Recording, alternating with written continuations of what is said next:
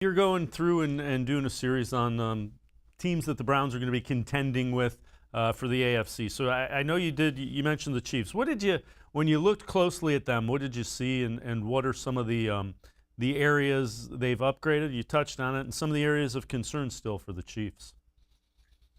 I mean, the offensive line is obviously the big one. I mean, they lost both their tackles in the playoffs, and we all saw what it meant to them in that Super Bowl loss to the Buccaneers. So they go out and replace it in force. They signed Joe Thuney in free agency. They brought Kyle Long out of retirement. And of course, the big one, trading for Orlando Brown Jr. from the Ravens, who can now be the left tackle.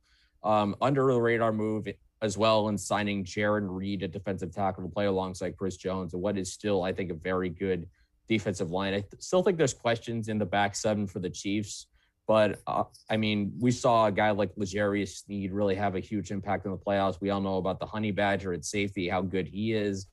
I mean, offensively for the Chiefs, there's not a lot of weaknesses. Maybe finding a true third option receiver. Maybe it's Mecole Hardman. Maybe it's Clyde Edwards-Helaire as a running back receiver combination.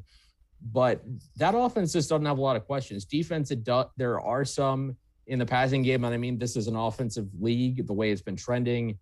And they have one of the most unstoppable offenses I think we've ever seen. Well, and Patrick Mahomes can hide some of those question marks on offense too. There aren't many guys that can do what Patrick Mahomes is doing at quarterback.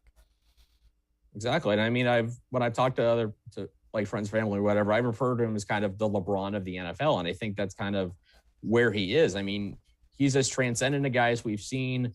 I mean, the Super Bowl against the Buccaneers was really the first time in his entire career I think we've seen him have a bad game. And that wasn't really his fault. It was the fact that the offensive line couldn't hold up, and he was essentially running for his life. And even when he did run for his life, he was still making tremendous throws. And it was actually really impressive to watch the things he was able to do out there, all things considered.